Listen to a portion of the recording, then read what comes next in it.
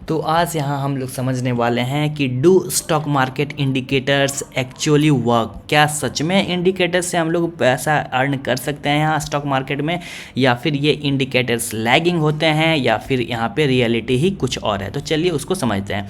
तो समझने के लिए सबसे पहले यहाँ पे चलते हैं। ये एशियन पेंट का चार्ट है और एशियन पेंट का चार्ट यहाँ पे हमने ओपन कर लिया। आप किसी का भी ले सकते हैं, इंडेक्स का, निफ्टी का, किसी का भी ले सकते हैं। लाइक अगर मुझे निफ्टी बैंक लेना है तो निफ्टी बैंक ले लूँगा, किसी का भी आप लाइक जो भी मन हो आप ले सकते हैं।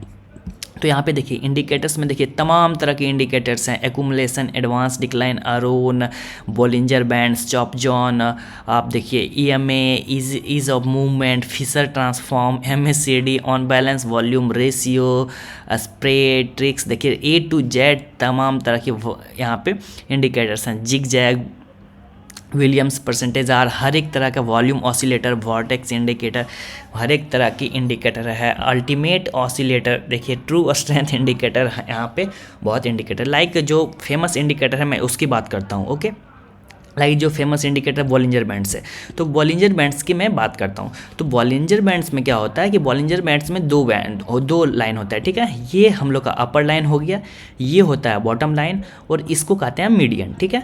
ये अपर, बॉटम, मीडियन, ठीक है। सब जगह यही है, अपर, बॉटम, मीडियन। तो कहा यह जाता है कि जो अपर जो लेवल होता है, अपर लेवल पे हम लोग को बाय करना है और बॉटम लेवल पे हम लोग को सेल करना है, ठीक है। तो सबसे पहले तो ये समझते हैं जो इंडिकेटर्स होते हैं ना, तो इंडिकेटर्स में क्या होता है कि इंडिकेटर्स ऐसा नहीं कि हर एक बार इंडिकेटर्स गलत होते हैं या फिर हर एक बार इंडिकेटर्स सही होते हैं। तो अगर आपको इंडिकेटर्स का बेस्ट यूज करना है तो आपको अपना एनालिसिस भी आना चाहिए, तभी ही आप इंडिकेटर्स के साथ आप चल सकते हो और उससे अच्छा रिटर्न ले सकते हो। लेकिन अगर आपको अपना एनालिसिस नहीं है, प्राइस एक्शंस नहीं आती है, तो आप इंडिकेटर्स का यूज नहीं कर पाओगे। डायरेक्टली अगर आप ब्लाइंड इंडिकेटर को फॉलो करना चाहते हो तो आप 100% यहाँ पे प्रॉफिटेबल नहीं रह पाओगे, क्योंकि इंडिकेटर अगर कोई ब्लाइंड रह के अगर इंडिकेटर का यूज़ करता है तो कहीं ना कहीं उसको वो प्रॉफिटेबल नहीं हो सकता, वो लॉस में ही रहेगा, ठीक है। तो यहाँ पे अपनी एनालिसिस भी लगानी होती है। ऐसे मोस्ट ऑफ द टाइम क्या होता है कि जब प्राइस का मूवमेंट हो जाता है तब इंडिकेटर मुझे बताता है कि अब यहाँ पे बाय करना है या फिर यहाँ पे सेल करना है, जो कि लैगिंग होता है। इट मीन्स कि वो बाद में हमें बताता है कि जब चीज़ें हो जाने के बाद, जब चीज़ें हो जाती है तो उसके बाद बताने का क्या मतलब है। ओके, तो यहाँ पर चलते हैं, कहीं पर भी चलते हैं। तो इसका क्या कहने का क्या मतलब है? कहने का मतलब ये होता है कि हमें जो बॉटम लाइन है, इस बॉटम लाइन पे बाय करना है और बॉटम लाइन पे हमें टॉप लाइन पे हमें सेल करना है। तो देखिए यहाँ पे जैसे बॉटम लाइन पे आया, तो इस बॉटम लाइन पे आया था, हमें यहाँ पे बाय करना था। बिल्कुल हमने बाय किया, बाय करके यहाँ पे प्रॉफिट जनरेट किया। ओके, अब फिर यहाँ पे बॉटम लाइन पे आया प्राइस, तो बॉटम लाइन पे फिर बाय किया और बाय करने के बाद देखिए यहाँ पे क्या हुआ। यहाँ पे तो हमको प्रॉफिट हुआ, ठीक है, बट यहाँ पे क्या हुआ, यहाँ पे हमको लॉस हुआ। तो यही है इंडिकेटर का एक्चुअल में रियलिटी, यही इंडिकेटर का है कि अगर आप इंडिकेटर से चलोगे तो कभी आप प्रॉफिट में रहोगे, कभी आप लॉस में रहोगे। लेकिन अगर आप वहाँ पे अपना प्राइस एक्शंस को फॉलो करके इंडिकेटर को यूज करते हो तो आप बिल्कुल प्रॉफिटेबल बन सकते हो, बट इट्स नॉट श्योर। आप ऐसे ही कहीं पे भी चल के देखिए, आप चार्ट के किसी कॉर्नर पे देखिए क्या होता है। यहाँ पे कहना ये है कि जो टॉप लाइन है वहाँ पे सेल करना है, ठीक है। यहाँ पे सेल किया तो यहाँ पे हम लोग को प्रॉफिट मिला, ठीक है। यहाँ पे फिर सेल किया तो हम लोग को यहाँ पे कहीं ना कहीं प्रॉफिट मिला। अब यहाँ पे हमने सेल किया तो फिर देखिए प्राइस नीचे आया ही नहीं, प्राइस ऊपर से ऊपर ही चलता चला गया। तो इसमें आप क्या करेंगे? तो इंडिकेटर्स को यूज करके आप पैसा यहाँ पे अर्न नहीं कर सकते। देखिए यहाँ पे सेल करके, ठीक है, सेल किया मैंने, थोड़ा सा नीचे आया, हमको प्रॉफिट बुक हुआ।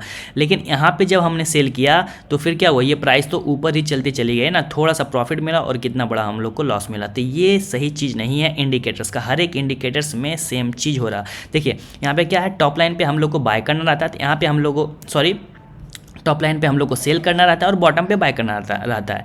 तो यहाँ पे हमने बाय किया, यहाँ पे सेल किया, चूँकि टॉप पे सेल करना है। तो जब यहाँ पे सेल किया, देखिए सेल करने के बाद प्राइस ऊपर चल गई, तो यहाँ पे क्या होगा, हम लोग को लॉस होगा।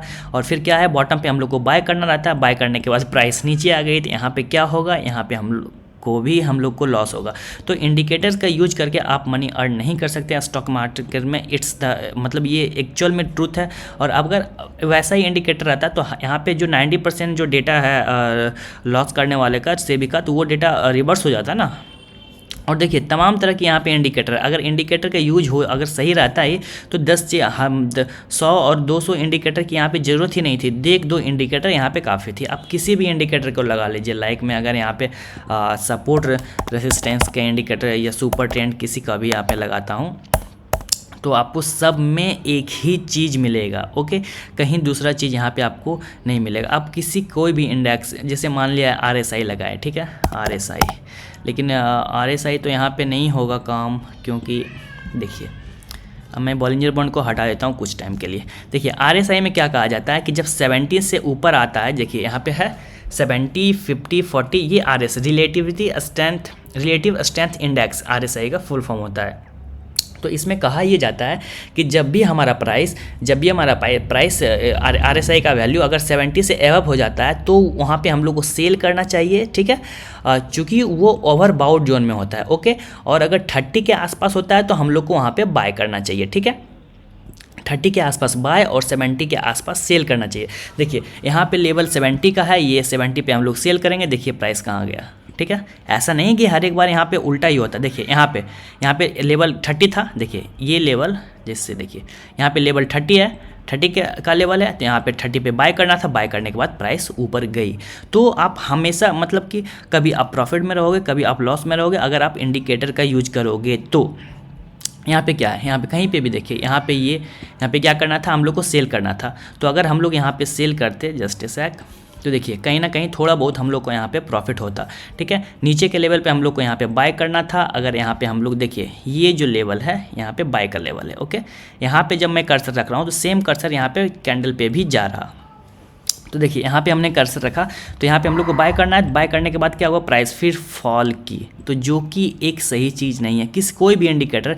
तो इंडिकेटर से आप पैसा यहाँ पे अर्न नहीं कर सकते हैं हो, ये बिल्कुल एक यहाँ पे अटल सत्य है कि आप कहोगे कि मैं कोई भी इंडिकेटर यहाँ पे लगा लिया हूँ और फिर वहाँ से मैं उसको ट्रेंड के हिसाब से मैं वहाँ पे ट्रेड करूँगा, तो ये बिल्कुल गलत है। यहाँ से आपको कुछ हासिल होने वाला नहीं है, ठीक है। आप कहीं पे भी चल के जाके यहाँ पे देख सकते हैं। देखिए यहाँ पे क्या है, यहाँ पे कर्सर मैं रख रहा हूँ, ठीक है, यहाँ पे कर्सर रख रहा हूँ। देखिए तो ये मेरा कर्सर इस कैंडल के आसपास है, तो यहाँ पे हमको सेल करना चाहिए था, इंडिकेटर बोल रहा सेल, बट प्राइस चल गई है बाय में, तो ये लॉस होगा। तो इंडिकेटर, कोई भी इंडिकेटर लीजिए, यहाँ पे तमाम तरह के इंडिकेटर, किसी को भी आप जाके यूज करके देखिए, तो आप जब चार्ट पे अच्छे से एनालिसिस करेंगे तो आपको बिल्कुल यहाँ पे क्लियर होगा कि सारे इंडिकेटर लैगिंग है, सारे इंडिकेटर बाद में बताते हैं। इंडिकेटर से यहाँ कुछ नहीं होने वाला है, जब तक आपको प्राइस के मूवमेंट पे आपका कमांड नहीं होगा, यहाँ पे कुछ नहीं समझने वाले हैं, ठीक है।